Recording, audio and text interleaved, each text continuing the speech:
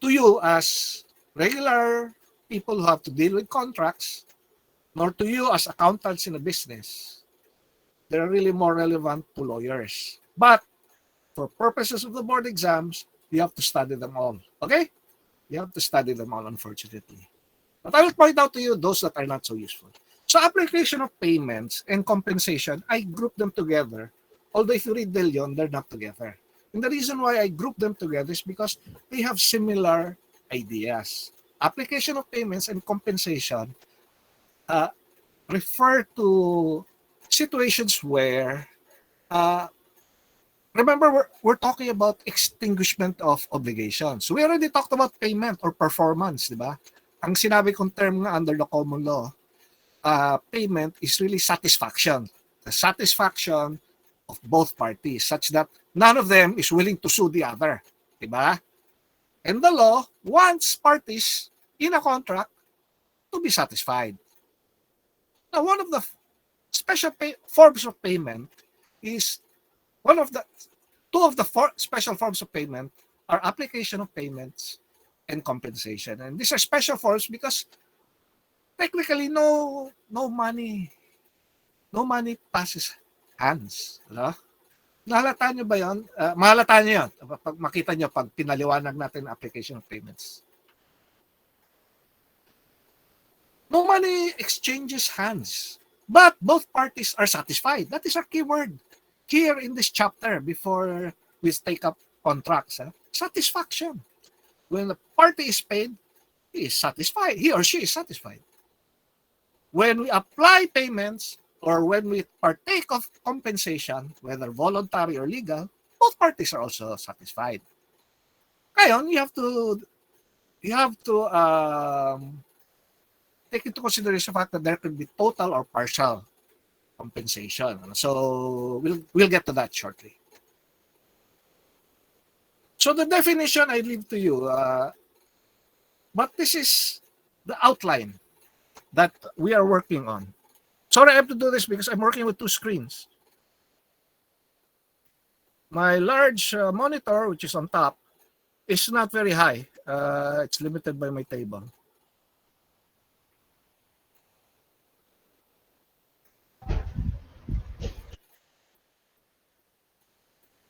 I don't know if you can see this. Ito ang problema mga kaibigan ko eh. I realized when I was looking at your messages to me after the assignments, that some of you are probably reading or watching these lectures in a cell phone. Or some of you may be having signal problems or Wi-Fi problems. Maybe you're using data instead of a router. Now, I really don't know what to do about problems like that. I can understand if you encounter problems like that, and I'm willing to compensate, but I cannot think of a way to make my rendition or my conveyance of the information more understandable to you other than what the technology offers to me. Ang advantage ko talaga mga kaibigan is, I live in a comfortable house and we have unlimited Wi-Fi and it's quite powerful. It's fiber optic. And even during the worst of storms, we have Wi-Fi. And even when there's no kuryente, as long as PLDT is sending a signal, I can put a battery to my router and I can still have Wi-Fi. So nanonood pa rin ako ng YouTube. I'm very fond of watching documentaries. I don't watch TikTok or those useless things. I watch YouTube documentaries about history and current events, especially the war in Ukraine now. Kung sino sa inyo interesado makipag-chat sa akin tungkol sa Ukraine, please tell me. Okay. So, yung mga nagsa-cellphone lang, ewan ko kasi kung nakikita nyo itong pinapresent ko. So, ang ginawa ko, kung mahalata nyo last time, pinadala ko rin yung kopya ng aking lecture notes, which I will also do now. The problem is that by the time you're looking at that, while you're reviewing for your, let's say, your midterms, baka nakalimutan nyo na kung bakit ko pinapresent ito. So, I hope, kung meron kayong technical problems, ma-resolve nyo yan, dahil wala akong alam na ibang paraan para magbigay ng lecture online. No? Ang aking tingin, dahil ang sarili kong pamantasan ng UP, pinilit ni Pia Cayetano, who is my underclasswoman in law school. Pinilit niya si Danny Con, the president of UP, who was my upperclassman in law school, and he was the president of UP. Pinilit niya ang UP na mag face-to-face next sem. So, malamang mag-face-to-face na talaga ang lahat ng kolehiyo kasama ng URS. So, hindi ko alam kung magkikita tayo ulit, hindi ko alam kung ako'y kukunin uli magturo. Ngunit malamang yan ang mangyayari next sem, magkakaroon na ng face-to-face. Dahil ang mga bata pumapasok sa elementary school. So, I'm presenting to you my lecture notes. And the outline, the essence of application of payments is that it is only between one debtor and one creditor. There can only be application of payments between one creditor, one debtor. It involves two or more debts of the same kind. So, yung obligations to give a definite thing, mahirap yung application of payments doon. And in fact, it's almost impossible. Because when you are, halimbawa, ano yung mga maalala nyo, ano yung mga obligations natin to give a definite thing? Halimbawa, pintor ako. Di ba? Pintor ako. Tapos si Miss Di Umano ay isang sculptor. At nag-usap kami, Nicole, meron ako magandang painting. Magugustuhan mo to. Kasi alam ko interesado ka sa mga gardens. Ito painting ko to ng mga magandang gardens. Para siyang Monet, you know Monet, the famous French painter. He always painted the same thing in his garden. At I always say Givenchy, but it's not Givenchy. The French thing will get to. Monet is spelled M-O-N-E-T. Yung E-T, A sa French. So, Monet. So, si Nicole naman, sinabi niya, magkano yan? Bigyan mo ako 5,000. Si Nicole naman, eskultura siya eh. So, she made this, she made a statue. It's the statue of the hero of Ukraine during the 18th century. So sinabi, attorney, meron din akong statue, baka interesado ka. 5,000 rin. Di ba?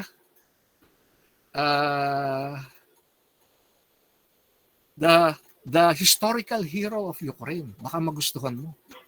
Pinakita ni Nicole sa video, sa YouTube, sa Messenger. Sabi ko, yung ganda nga.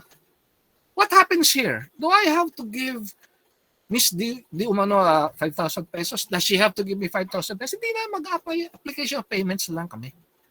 Because we have one debtor, one creditor. She is a creditor to me. I am a creditor to her for my painting. And she is a creditor to me of her statue. Are there two or more debts? There are two debts. She owes me 5,000 pesos for the painting. I owe her 2,000 pesos for the statue. Now, I told you it's very difficult for application of payments to apply to an obligation to give. But this is not an obligation to give a definite thing, because in this contract, in this transaction between Ms. Di Umano and me, we're not talking about paintings and sculpture. We're not talking about money. And so, the other prerequisite of 1252 applies. There are two more debts of the same kind. The debt is not, my debt to Ms. Di Umano is not painting. Her debt to me is not sculpture. It is money. Money for her, money for me, it's the same obligation. Iba yan kung ang aming obligation is to do. Diba? Halimbawa, instead of giving Miss Martinez, Jana painting, I hire her to uh, paint my house. And then she also sells me, let's say, used clothes. So I paid her 5,000 pesos to paint my house, and she sold me 5,000 pesos worth of clothes. Pwede set off yun. Pwede yung application of payment. But the obligation to paint, that is not subject of application of payments, because the obligation to do something is personal. So please remember that in application of payments, uh, personal obligations are not susceptible, cannot be subject of application of payments.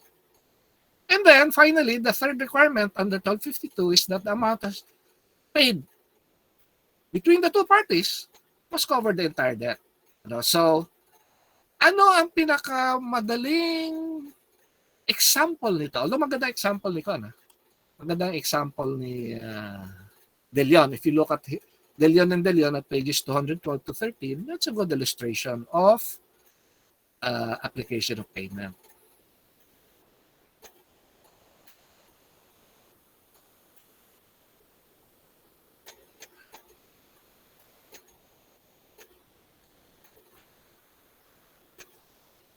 So please note, the application of payment is usually the application as to which, halimbawa, my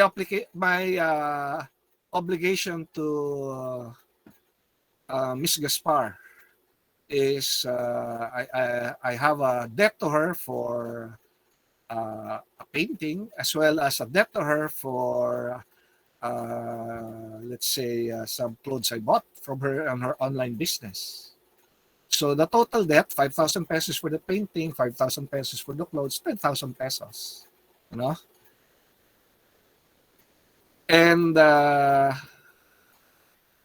she owes me also 12,000 pesos for another transaction. So the application is usually applied by the debtor. So the debtor tells the creditor, ito yung bayad ko, ito yung utang na dapat bayaran. And if you look at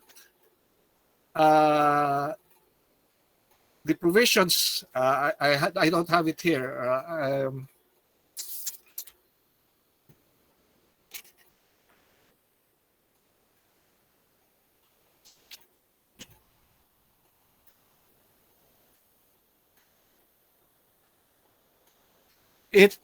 We use the term onerous, So please take note of this.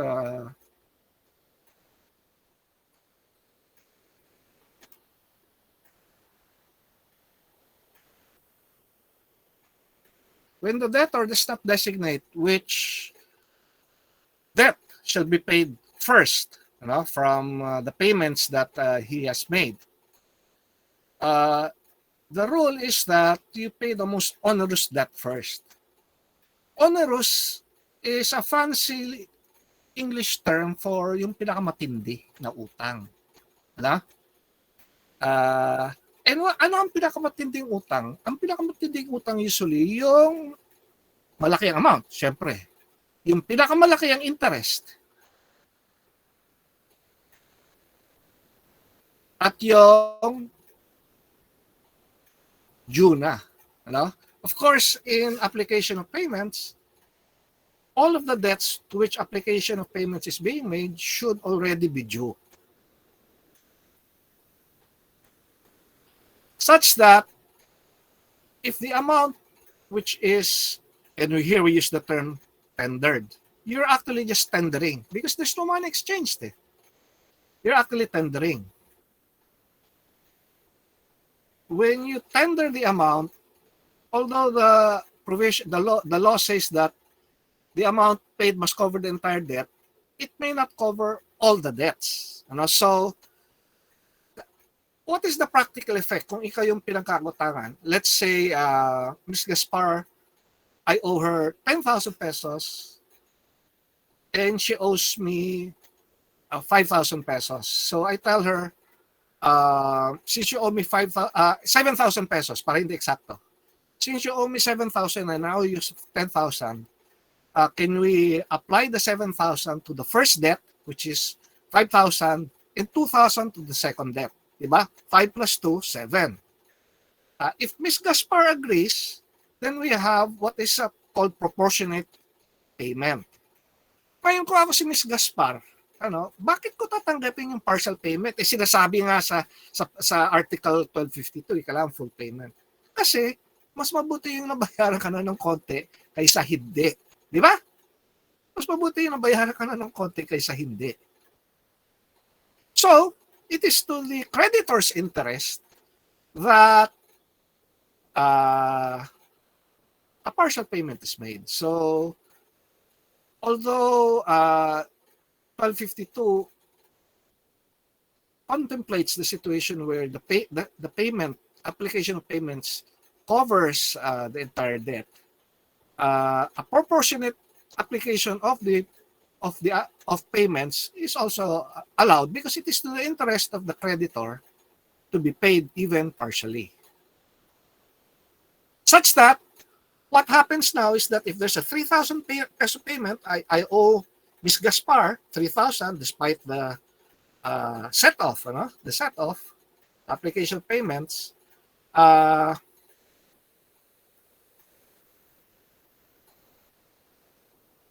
Then it is to her interest. Okay, we look at the example given by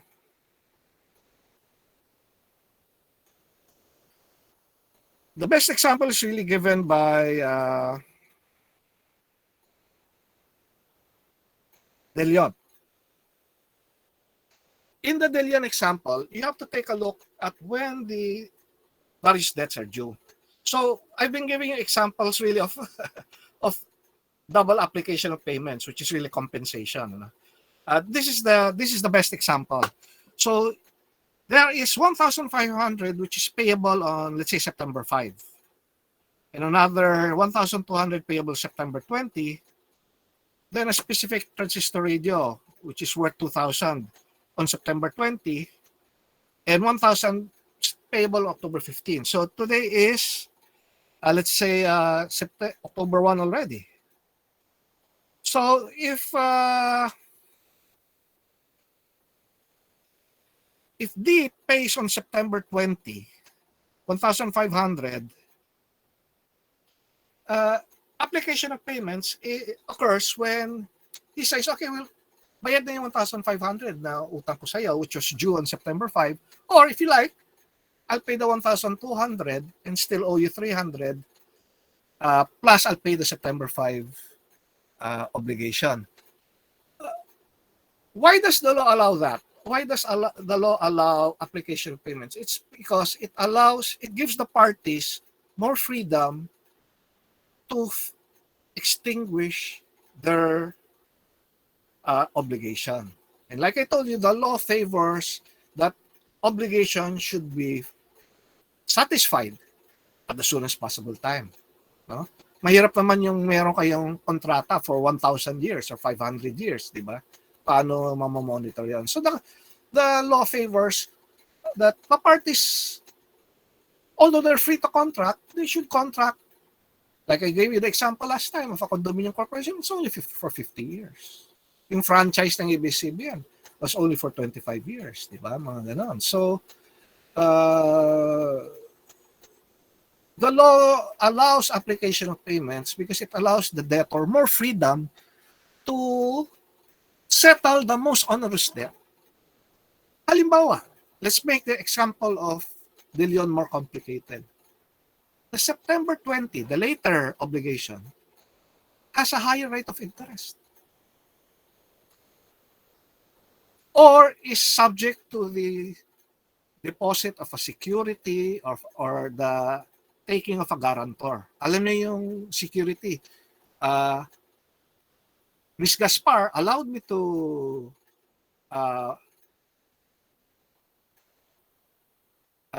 borrow money from her or get something from her, but I had to give security. In other words, had to give something, an article or a thing which is valuable to me as well as to her, as a security for the payment, which is later on will take up you'll study comodatum and bailment in your subsequent courses. That is a more onerous obligation because it involves the giving of a security, the giving of a thing, and the debtor might be interested in releasing that thing from its obligation, di ba? Pag ikaw ay nagsanla ng relo o cellphone, you might be in your interest to get it back right away. So instead of paying yung 1,500 pesos, kasi yun yung sinabi ni De Leon, may pera ka, binayaran mo 1,500, kaso ang 1,200 ay more onerous. It involves security, it involves a higher interest rate, it involves taong ayaw mong mapahiya ka, di ba? Ayaw mong, it involves a guarantor. Nagpag-guarantor ka sa iyong ninang, nagpag-guarantor ka sa inyong kapitbahay. Nakakaya naman kung inuna mo pa yung utang mo kasi yung utang na pwede na sanang release yung guarantor. So this is when we apply that rule. And this is where the example in De Leon becomes more complicated, but it shows you why we allow application of payments, because it allows the debtor greater leeway in settling his or her most onerous debt. So, common sense, when you pay 1,500, you are really releasing the first debt, which was due on September 5. But the September 5 obligation is just mutum. M-U-T-U-U-M, a simple loan. It is not onerous, although it is due. But the September 20, which is only for 1,200, is more onerous. So, you as a debtor, you may want to apply payment to that debt, which is already due, instead of the first one. Because it's very easy to pay a loan. A simple loan, it's harder to pay one which has a security or which has a guarantor. So that is the logic behind that. Now this is the more complicated one, and I was already illustrating it a while ago. Compensation. Compensation is also called in American law set off. So you might see this term.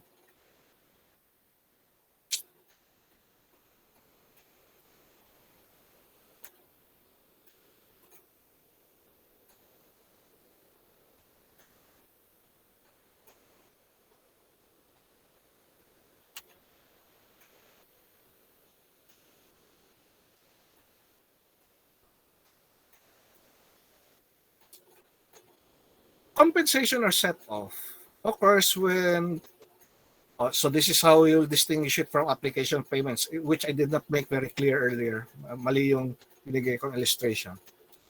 The best illustration for application payments is that one in De Leon. I should not have tried to change it. What I was illustrating was really compensation or set off. Compensation or set off is when both parties are creditors and debtors to each other, and at least two obligations are involved, and they involve only consumable things or money. Both debts are both due, liquidated, and demandable. So let's take up the term liquidated. A claim is liquidated when the amount and the time to pay is fixed. Put another way,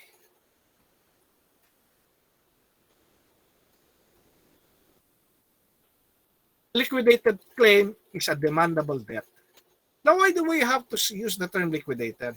Because the agreement between parties may not yet fix the amount, because the amount depends on some future occurrence. Diba? It's a conditional obligation, or it may require the action of a third party. For example,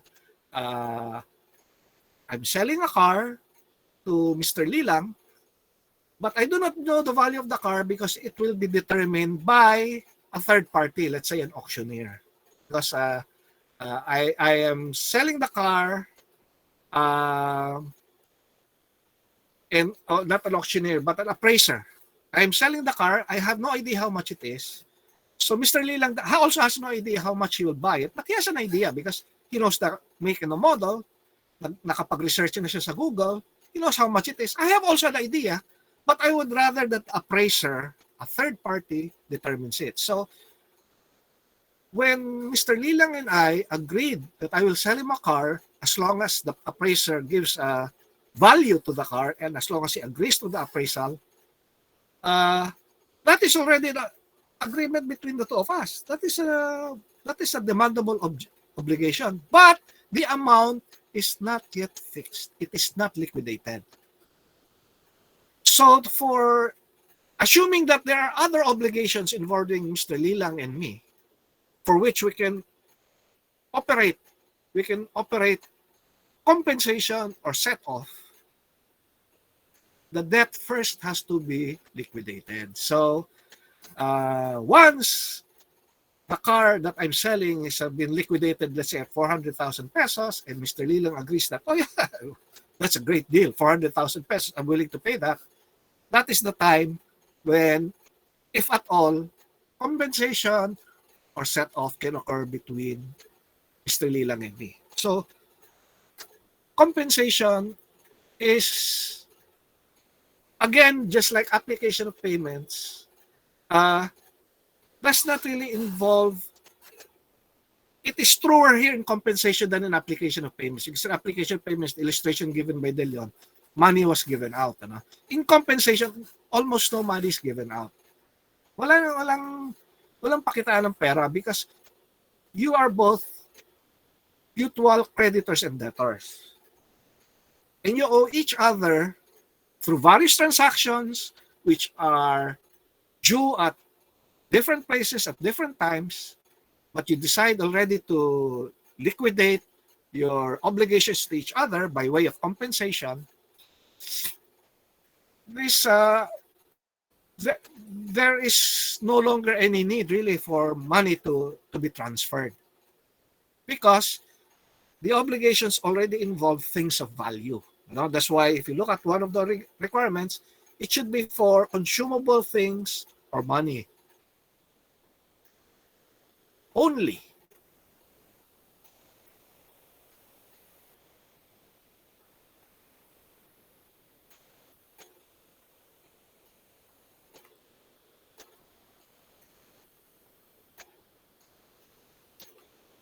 I don't know if De Leon says this, but these are the classifications of compensation. Compensation is conventional, where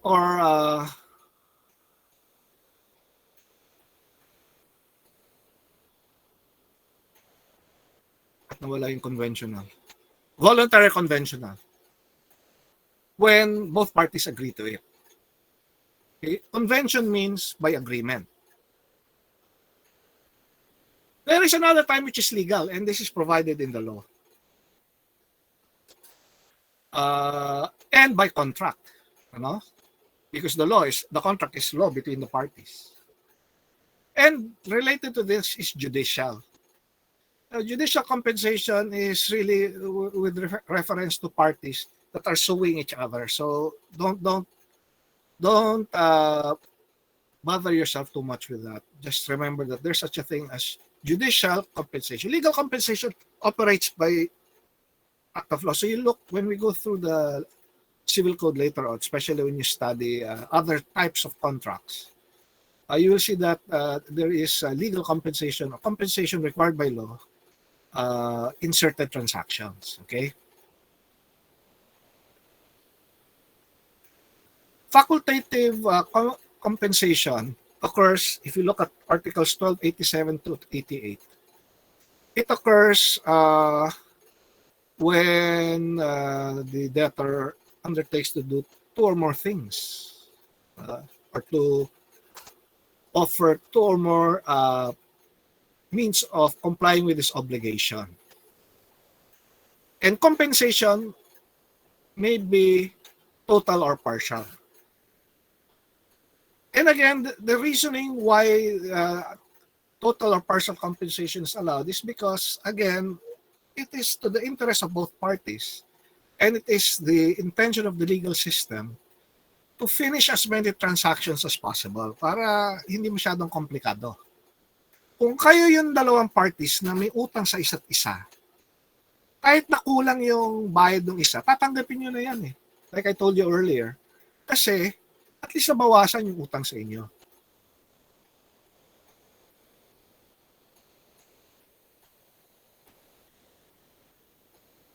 Now, Article 1285, with regards to third persons, guarantors and things like that, just study it. I'll never ask it.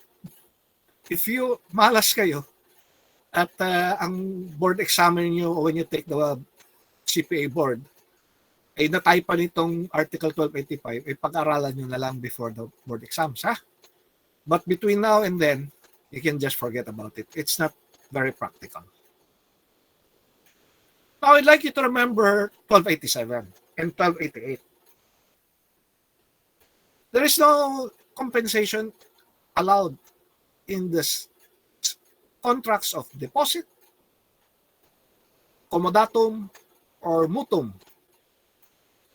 Deposit is when you give something, an article, to secure a certain transaction or obligation, usually a loan. Comodatum is when you give something which is fungible or which is consumable, and then you expect it back. Okay, so halimbawa, kapitbahay nyo naubusan ng asukal, humingi sa inyo, pinahiram nyo na asukal. Di ba? Eh, mahal ang asukal ngayon. Di ba? Panahon ni Bongbong Marcos, mahal ang asukal. Pinakailaman niya kasi yung Sugar Regulatory Agency. Eh, mahal ang asukal ngayon. So, syempre, gusto mo maibalik yung asukal. Ibabalik ng kapitbahay mo yung asukal either as money or as asukal rin. Di ba? Walang interest. Usually, wala namang interest yan. Di ba? Mag-interest ba naman kayo sa kapitbahay? Comodatum is usually gratuitous.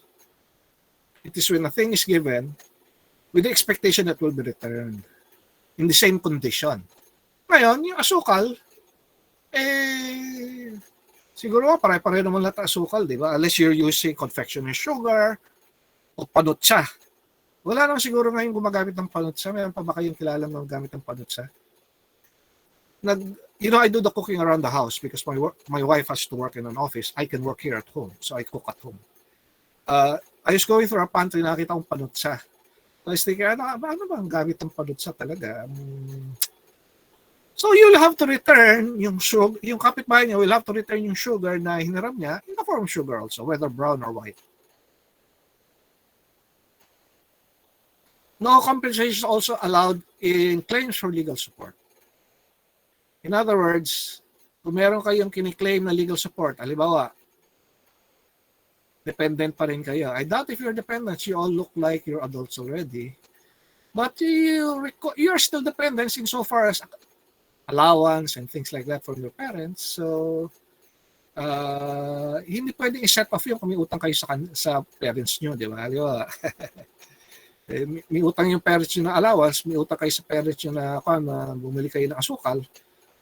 Technically, they will not allow you to exercise compensation between each other because one is for support. Neither is it compensation allowed for civil liability for purposes of public policy. You see, you will only incur civil liability as a result of a criminal case or a case for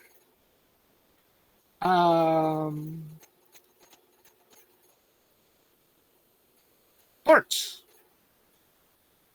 And the law wants the parties in a case to fulfill their liabilities as stated in the court decision rather than to set it off against each other. So although the parties in a case for, di ba, nagbanggaan, si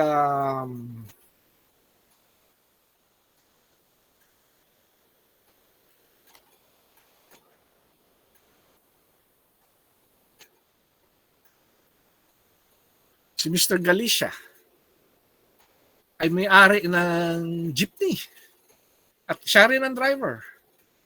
At si Mr.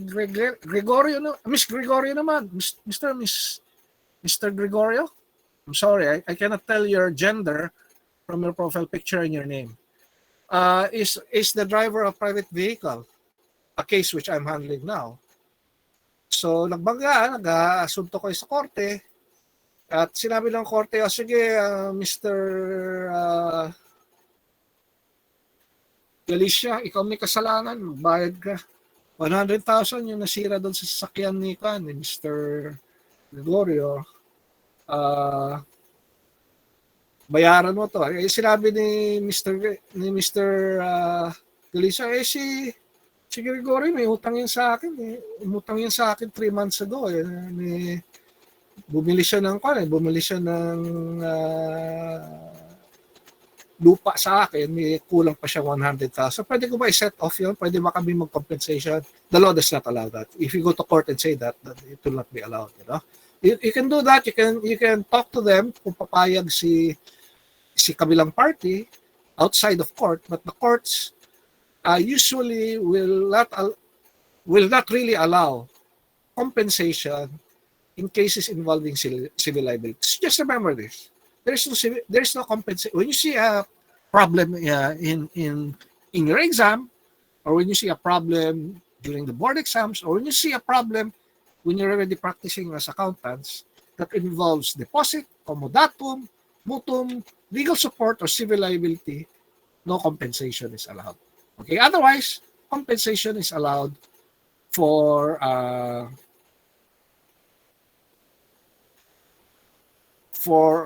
most of all of these other obligations.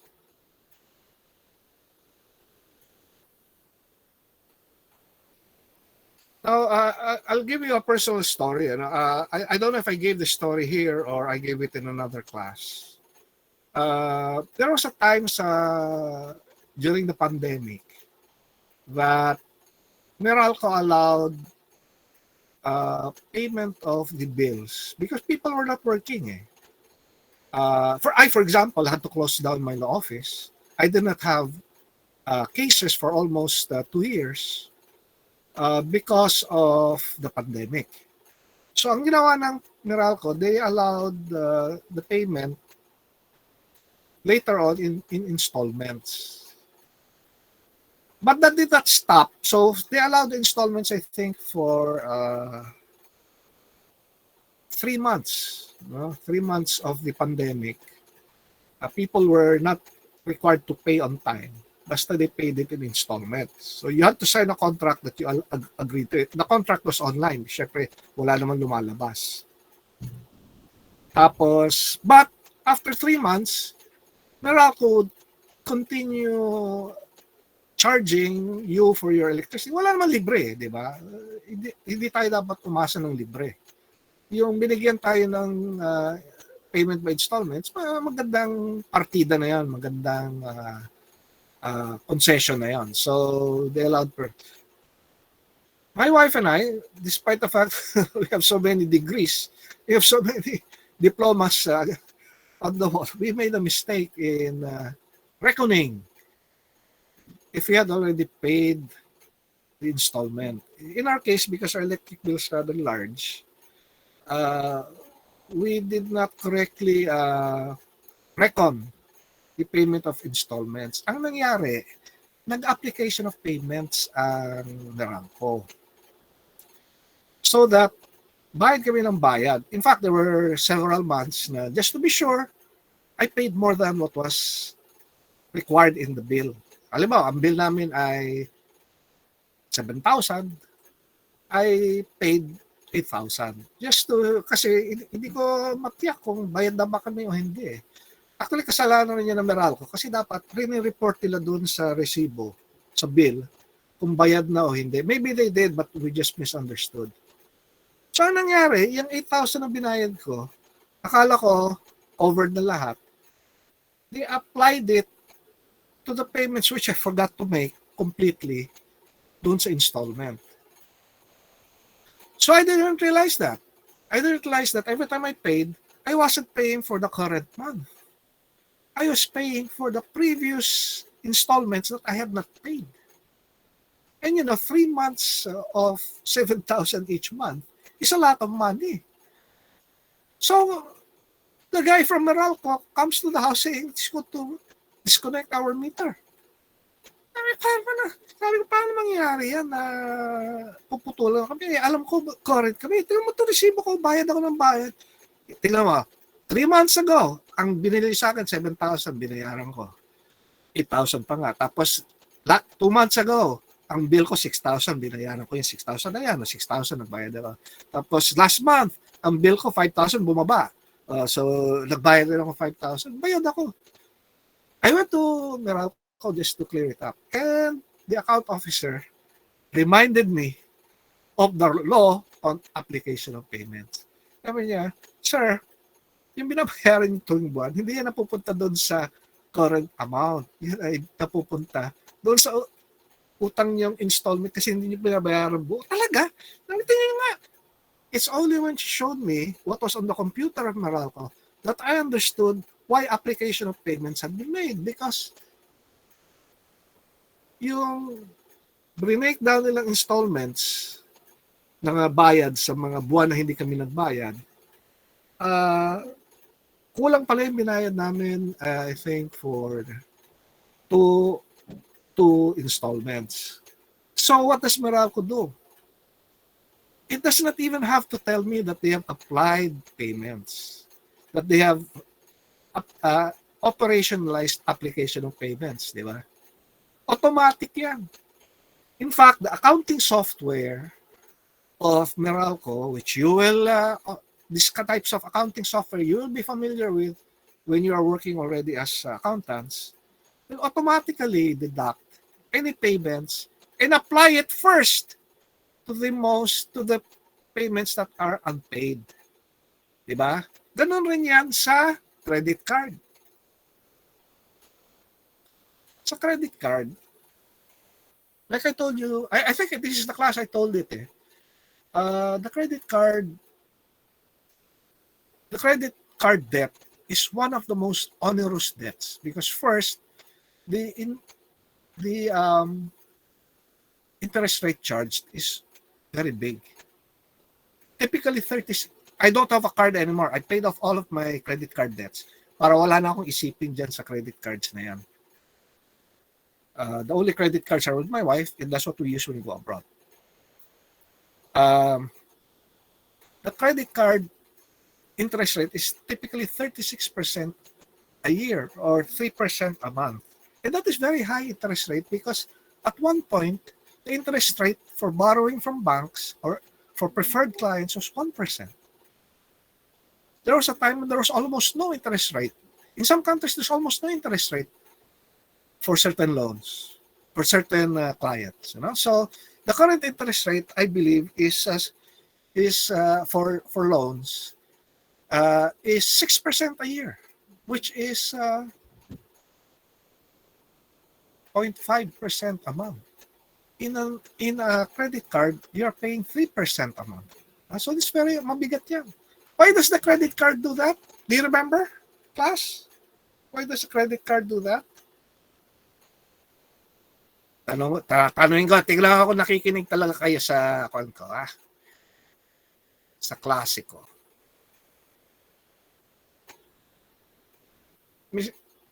Is Sunny Maya Saranilla a male or a female? I'm sorry, Female po. Yeah, you're either a very good, beautiful woman or a very good-looking guy. Okay, Miss Saranilla. Why? Do you remember why credit card companies offer? Why do people take credit cards kung 3% a month? Ang babayaran mo interest, napakabigat. Why? Do you remember? I said the reason. If you don't remember, can you tell me why? Di ba, Miss Aranilla, pag pumunta ka sa mall, hindi ka pa nakapasok doon sa National Bookstore, hindi ka pa nakapunta sa Jollibee, doon pa lang sa lobby, meron tong ka ng mama, may hawak silang flyer. Sabi niya, miss, sandali lang. Bibigyan kita ng flyer, mag-apply ka ng credit card. Bakit halos pinamimigay nila yung mga application ng credit card? Bakit gusto nila maraming tao magkuha ng credit card? Alam naman nilang napakamahal ng interest rate yan. Bakit? For ano po? To exchange for convenience po. It's very convenient, ano? Pag may credit card ka, hawak mo yan. Halimbawa, alam nyo when you start working, you'll know this, when you start working, lalabas yung pangalan nyo sa SSS, di ba? I-report yan ng kanyo, ng employer nyo, o lalabas yan sa GSIS, kung sa government kayo. Binibili ng credit card company sa mga listahan na yan. Kung sino yung pumapasok sa marketplace. Kasi offeran kayo kaagad ng card.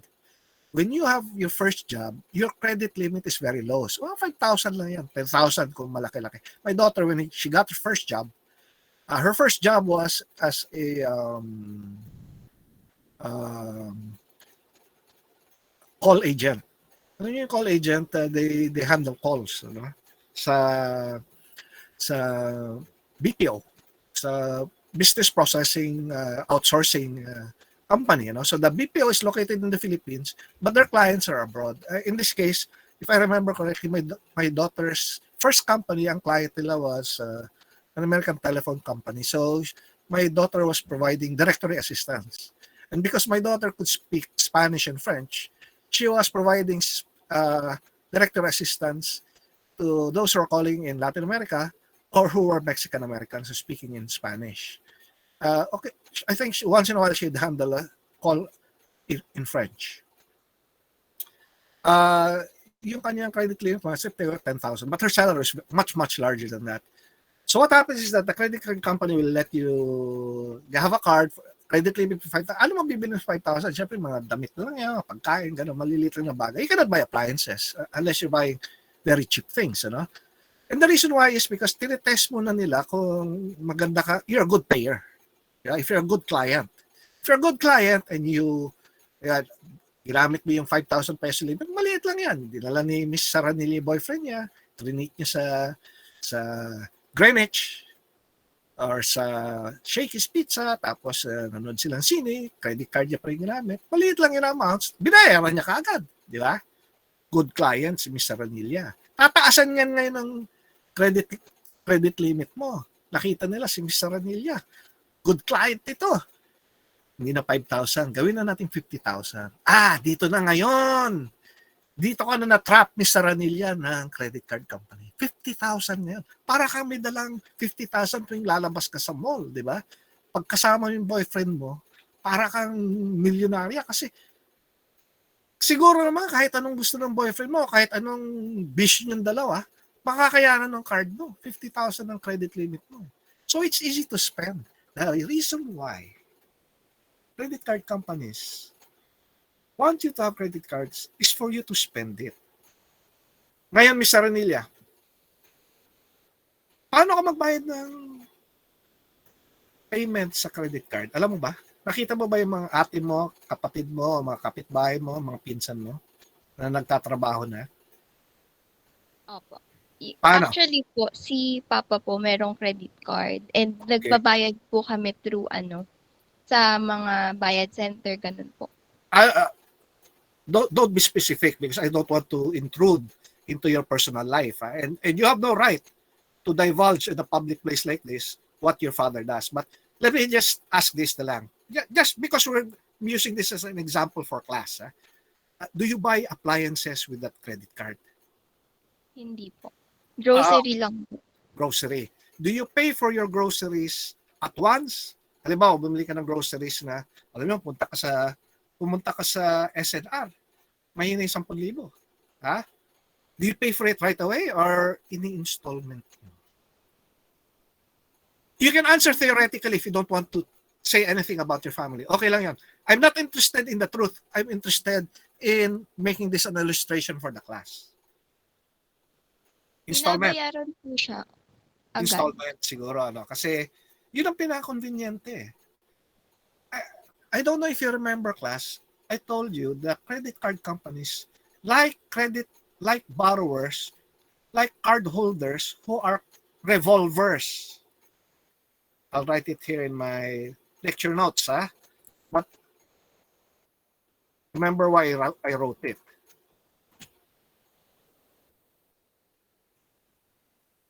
I'll use very large letters.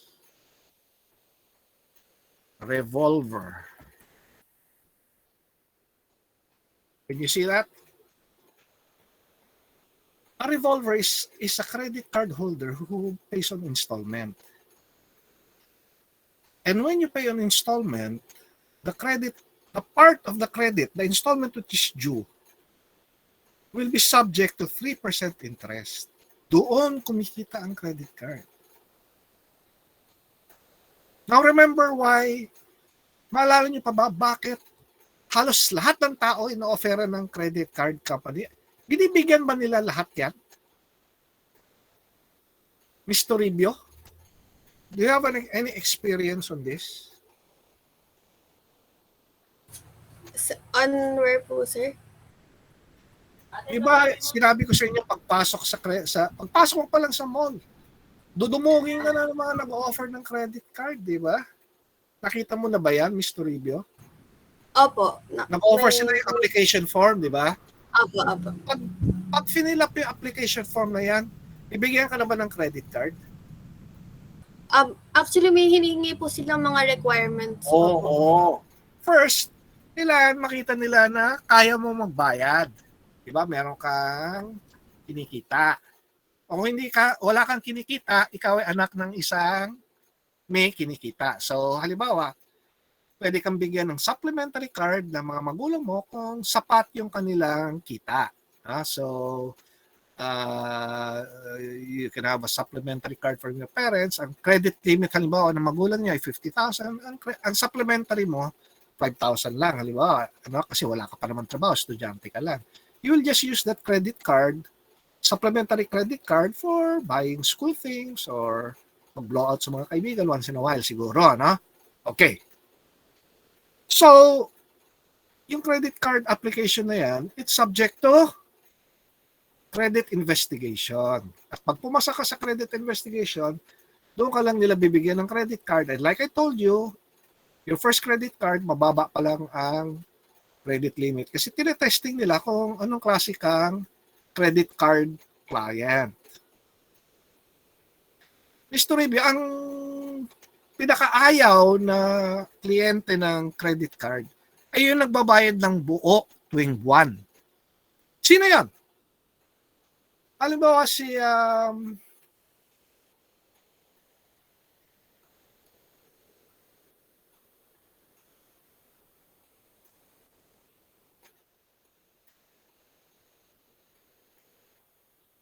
Mayra de Dovo. Is that E or I? A. I'm sorry,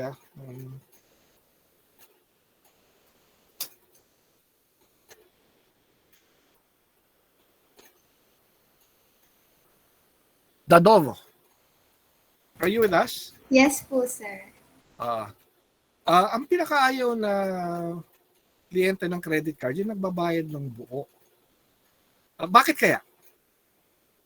Do you have a guess why credit card companies do not like credit card holders who pay for their monthly bills in full? Baka po mas mababa yung interest kasi isang bagsakan na po yung Walang interest, in fact. Opo.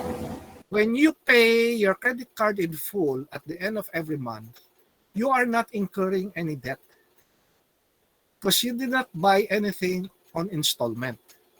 The credit card company will only charge you if you borrow beyond 1 month. In other words, you buy something on installments. So if you use your credit card, halimbawa, limit ng credit card mo ay 5,000, ginamit mo lahat yung 5,000 na yan sa punta ka SNR, bumili ka ng 5,000 na groceries sa SNR, isang pirasong karne lang yan at saka isang bote ng wine. O, di nagamit na. But you paid it. When they told you to pay it, you do not incur any debt. But the moment that you pay something on installment, no matter how cheap it is, and that is what the credit card companies want you to do. Buy and buy. Bili ka ng bili ng mga kasangkapan on installment dahil para sa iyo, napakadali. Wala kang hawak na pera. Nakabili ka pagka-uwi mo, puno yung kamay mo. May bit-bit ka na maliit electric fan, yung tulad sa akin, ganito. O nakabili ka ng maliit electric fan, 300 pesos lang. Nakabili ka ng ganito, ring light, 500 pesos, may tripod pa, pwede mo pang gamitin sa camera. Diba? Nakabili ka ng mga libro sa National Bookstore. Kaya, lumabas ka ng bahay, pamasahe lang dala mo, nakabili ka ng mga ganyan. Yung ring light, ibigay mo sa ate mo, natuwa pa siya. Yung libro, ibigay mo sa tatay mo, tuwang-tuwa siya kasi favorite topic niya, history. Tulad ko, di ba? O, kaso, pagkarating ng bill, at hindi mo binayaran ng buo, kukulang ka, i-installment mo yan, meron niyang package ang bawat credit card companies. You can pay it in 10 payments or whatever it is, 10 equal payments, plus interest. Kaya ganito ang sistema sa credit card. And this is why we're talking about application payments. The credit card company will apply your payments. Yung mga payments mo per buwan, maliliit lang eh. Ngayon, 5,000, pababayarin ka lang dyan siguro 500, 600. 600, malaki na siguro yun. I don't know, I'm just guessing. But in other words, kaya yan, di ba? 600, 700, 750. At least hindi 5,000, di ba? Na ginastos mo doon sa pupunta mo sa mall. So yung 750 na yan, madaling bayaran yan, di ba? Kaso, the credit card company will apply this payment automatically. Not to the principal, but to the interest. It's not in my lecture today. It's in a previous lecture. Remember that? When you pay an obligation, the payments will be first credited to the interest and then to the principal. And that's what the credit card is doing. And the principal is that of application of payments. They will apply it automatically without even telling you. So all along, if you keep using your credit card and buying things on installment, you lose track. You lose track of which of these obligations now are on the third payment, the first payment, etc. Hindi mo na ma-track. Alam mo sila na na-track yan, yung credit card company. Sila lang may alam kung ano ba talaga ang status ng utang mo. And you will now start accumulating a debt bigger than 5,000 pesos. So although sabihin mo, sa pagkatapos ng isang taon, nakapagbayad ka na ng 6,000 sa credit card mo, bill pa rin sila ng bill. Bill pa rin sila ng bill. Because you are not paying your principal. Every month, when you pay yung 700 pesos na yan, or 500 pesos na yan, or 250 pesos na yan, nakiliit-liit, kayang-kayang bayaran, that is only payment for the interest. And when you have paid the credit card company for all of the interest and all of the loans that you made buying on installment, that is the only time that you are paying off your principal. And talo pa, I'm sorry to use the term, talo pa ang Bombay dyan na nangungulekta. So please, ladies and gentlemen, Ms. Dadovo, be careful when you are offered your credit card and be careful when you use it. So ako, nabuisit na ako, I just paid off my credit card debt.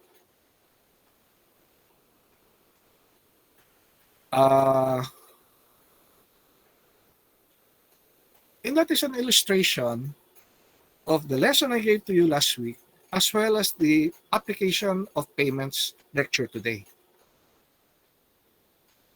That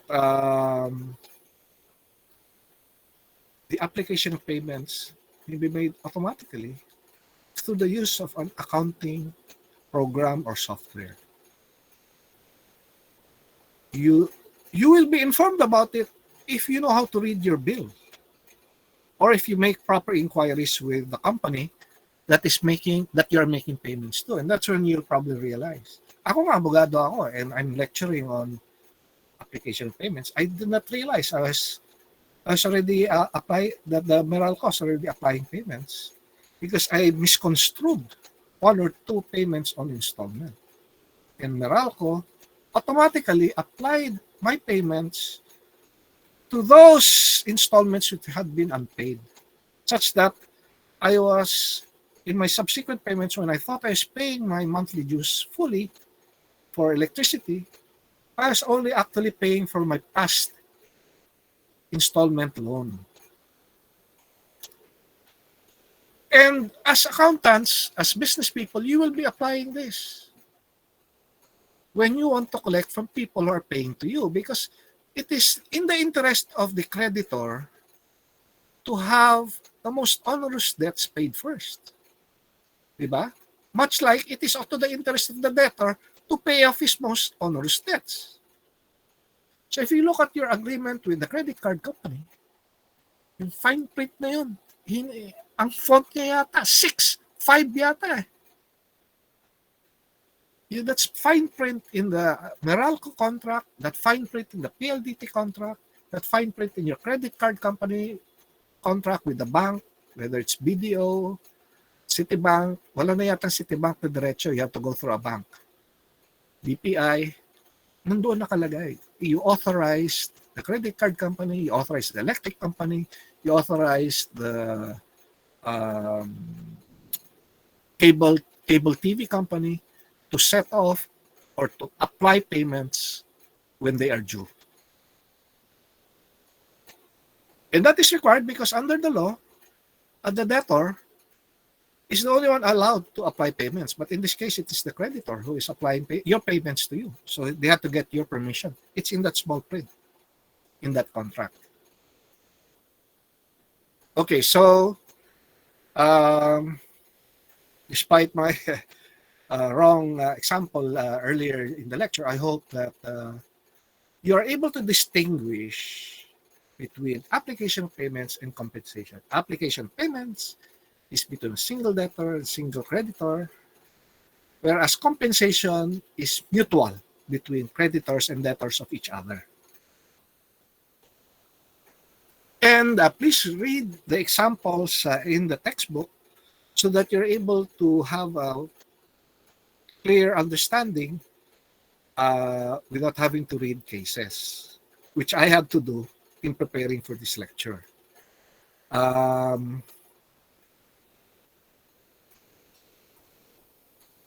Ang gagawin ko na lang ngayon, since we seem to, ang tatalakayin na lang natin, let me stop presenting this.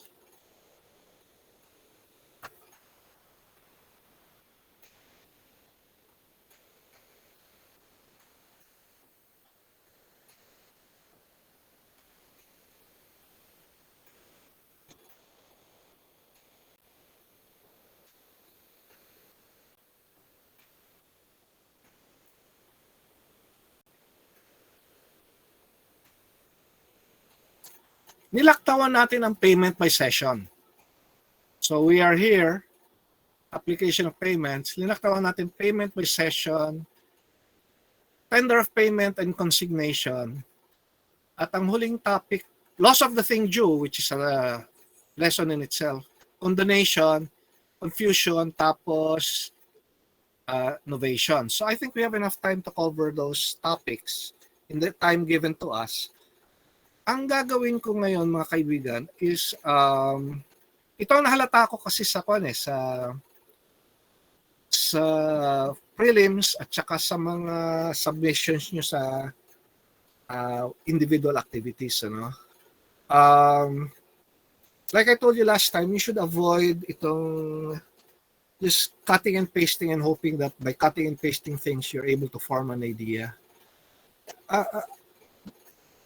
Ito ang lagi kong tinatanong, di ba, sa inyo, bakit tayo nasa pamantasan? Bakit tayo nasa kolehiyo? Hindi ba tayo pwedeng matuto na lang sa bahay? Pwede, di ba? Self-learning. Basahin mo lang yung libro, basahin mo yung libro yung dalyon. Kung magaling ka talaga, makakapasa ka sa board exam. But why do we go to college? Why do we covet that diploma from URS or from UP or from Ateneo or from whatever university or college we graduate from? Kaya tayo mayabang na nagtapos tayo sa kolehiyo. At iba tayo doon sa mga nag-TESDA, iba tayo doon sa mga nag-aral ng sarili nila, at nag-prosigid nilang sarili nila, at nagtayo sila ng sarili nilang business na hindi sila nagtapos sa kolehiyo. Ang ating yabang ay dahil tayo ay nag-aral ng liberal arts education. Although kayo ay Bachelor of Science, ang pamantayan, ang modality ng pagtuturo sa lahat ng kolehiyo ay sa pamamagitan ng liberal arts. Ano ibig sabihin nito? Tayo ay tinuturuan mag-isip. So bukod sa ating natututunang mga kaalaman sa accountancy, sa business law kay Attorney Balanag, tayo ay natututo paano mag-analisa, paano tingnan ang mga nangyayari sa lipunan natin, ang nangyayari sa buhay natin, ang nangyayari sa environment, sa ecology natin. Yan ay expectation sa atin, di ba? Kaya kung tayo uuwi sa ating probinsya, uuwi tayo sa ating mga mag-anak sa probinsya, ang sasabihin nila, oy, itong si Joe Balanag. 2 beses siya nagtapos sa UP. Attorney, ikwento mo nga sa amin, ano yung nangyayari sa Ukraine? Ngayon, tingnan niyo ang aking diplomas. Wala dito. Meron ba nakalagay dyan na nag-eksperto ako sa Ukraine? Wala naman. Wala naman. Ngunit, ang expectation nila, tayo mga nagtapos sa kolehiyo, ay interesado sa mga nangyayari sa ating lipunan, interesado, may konting kaalaman sa nangyayari sa ating mundo.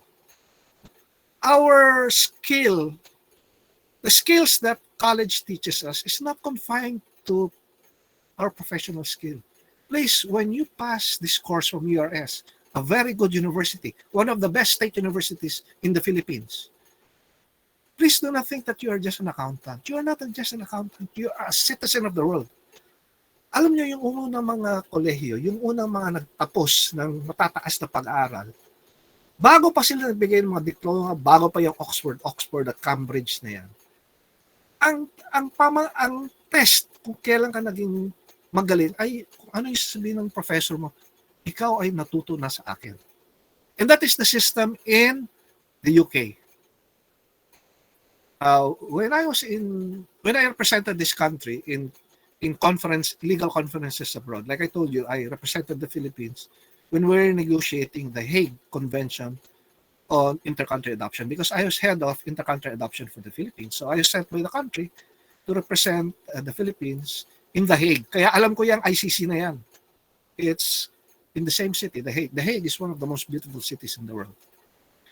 So when I would go there, I would compare my system of education with those that, let's say, the barristers and the solicitors. Barristers and solicitors ang tawag sa abogado sa UK. And I would ask them, what is the difference between barrister and solicitor?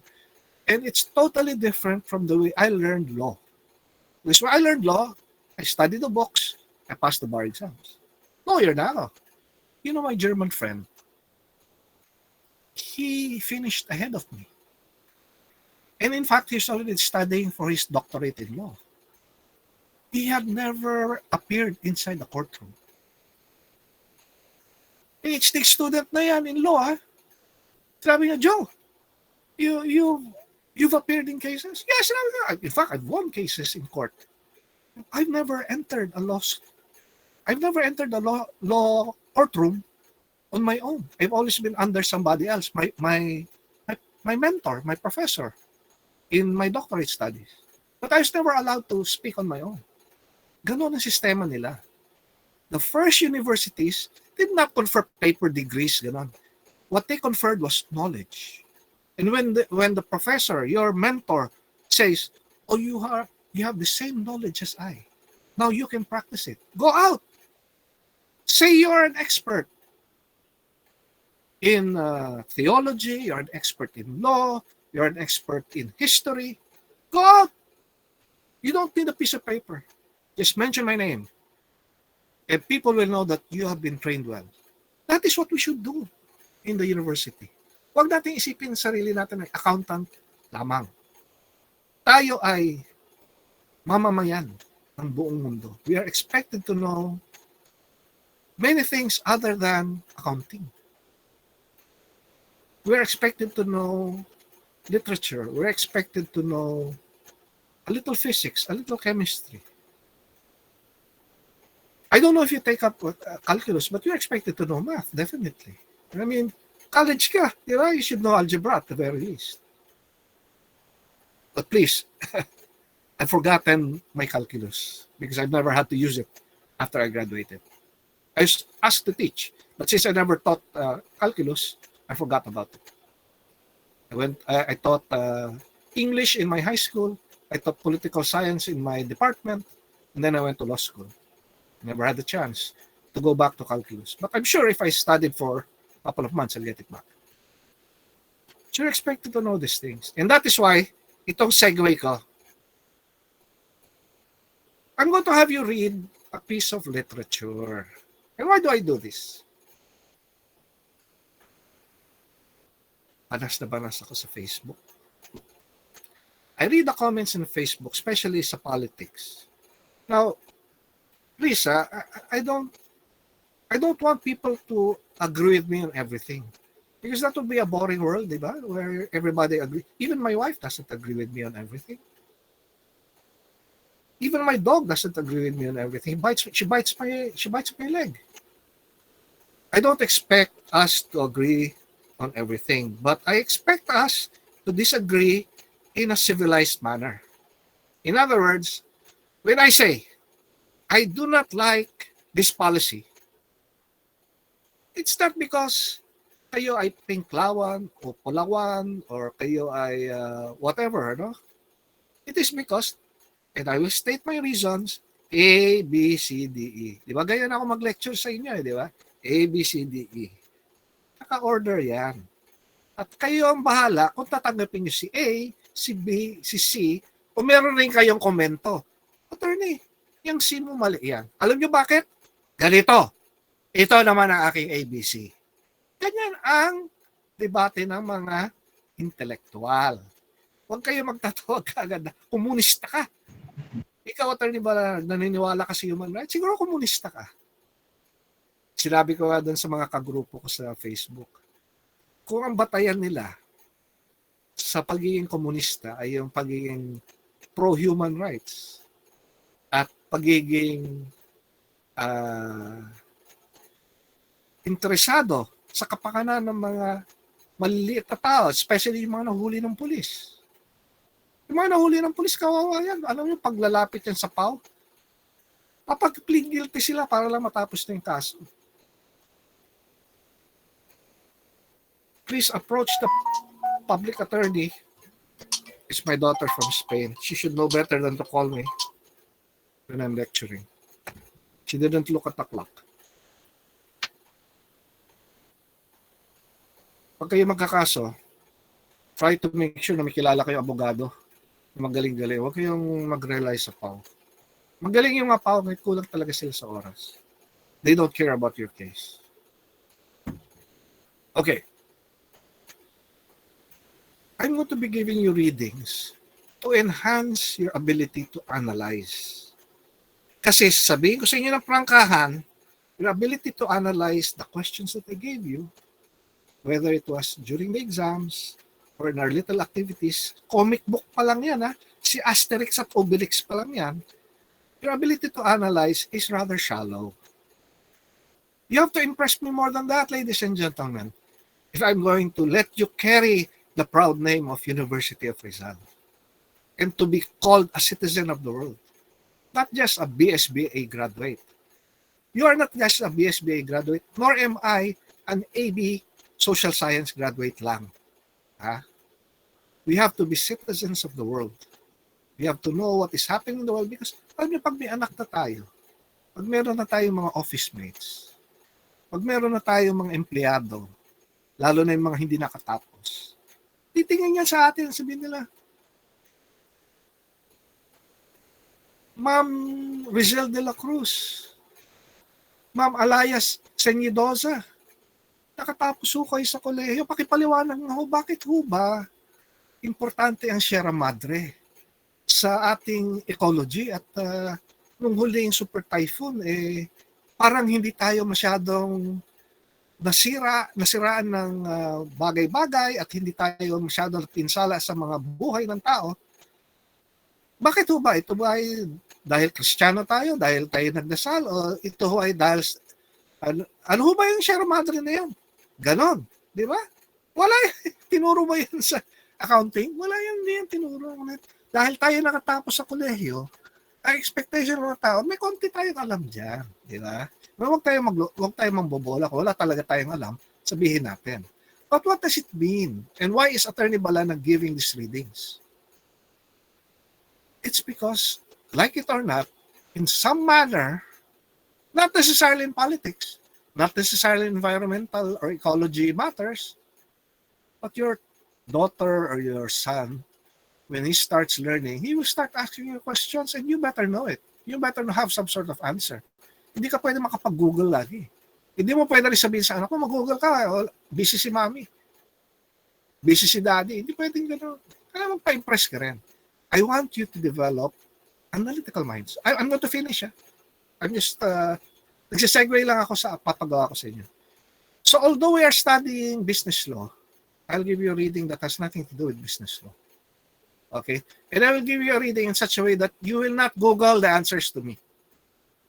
Okay? Because I'm going to be very liberal in the time period. So I'll give you a week to read it. I'll give it to you tomorrow. It's a book. Now, when I was in UP during my undergrad, we were required to read books all the time and expected to finish it and make a report on it. Ngayon, si Joe Balanag, magaling ako magbasa eh. I can read a book and know what are the important parts based on what I know. Wala pang Google noon what I know of the story. So, I was asked, alam niyo, aking literature class nung college, we were supposed to read, the usual classics, Wuthering Heights, mga ganon, Catcher in the Rye, To Kill a Mockingbird. Nakornihan ako sa mga books. I suggested to my literature professor, I'll read Catch-22. Alam niyo yung Catch-22? That's a classic. Please look it up. Catch-22.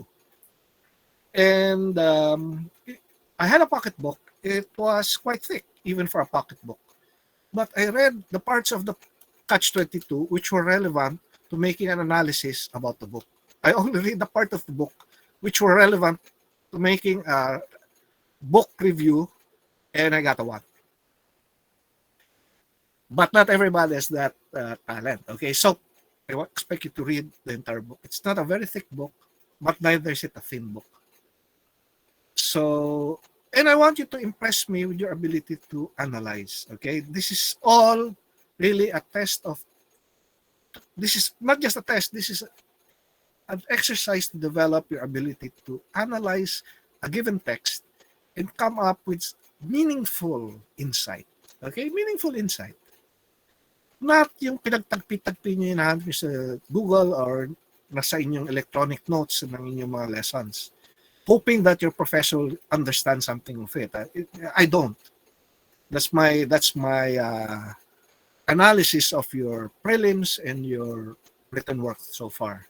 I'm not saying each one of you. I'm saying this in general. That's why I'm giving this remedial, this augmentative readings to help you develop your powers of analysis. Okay, so I've used up my time. I hope everybody is so there's no activity for tomorrow, for the next week, because I'll give you time to finish the book. I'll provide it electronically. It's copyright free. My objective is to develop your analytical powers. Second, to give you an interest in literature, not necessarily English. Actually, I could have given you a book in Filipino or by Filipino authors, but I just wanted to start with this one because I'll tell you frankly, it's also the first time I've read it. I've known about it, but I've never read it. So we will be reading it together. I already started. I think I'm 3 chapters already. Okay, so I hope you enjoy it. Para masabi niyo naman, uy, tapos ako sa ELS, nakabasa naman ako ng libro. Bukod sa aking business law, accounting books. Okay? So hopefully this is something you find useful. And hopefully it will help you increase your ability to answer my questions during the exams. So have a good weekend. Hope you are all safe. Wala akong pasalubong galing Baguio. Umakit kami ng Baguio. Nung nakita ko yung bahay, hindi naman masyado magtulo. Umuwi na rin ako balik. I was driving. 10 hours ako nagda-drive. 2 oras lang kami dun sa bahay. 1 oras pa yun, nasa restaurant kami kumakain. So, but I had to do it because the house is co-owned by me and my siblings. And my siblings abroad or saying, hindi ko rin nasikaso yung bahay sa Baguio. So, umakit ako. 10 hours driving. Actually, you can get to Baguio in 3 hours. But the vehicle I used was the one, tama-tama, the vehicle I used was the one that was due for road test. So I could not exceed 80 kilometers per hour. Very slow driving. Then we had to stop every so often to have a snack or to have coffee. So, parang turok Luzon. Okay. So, have a good weekend. I'll give you the readings. The reading, just one reading. And I hope you enjoy it as well as you're able to analyze the things I will ask about it later on. Goodbye. Sir, picture po muna. Ayaw nga pala. Picture mo na. Open cam na po.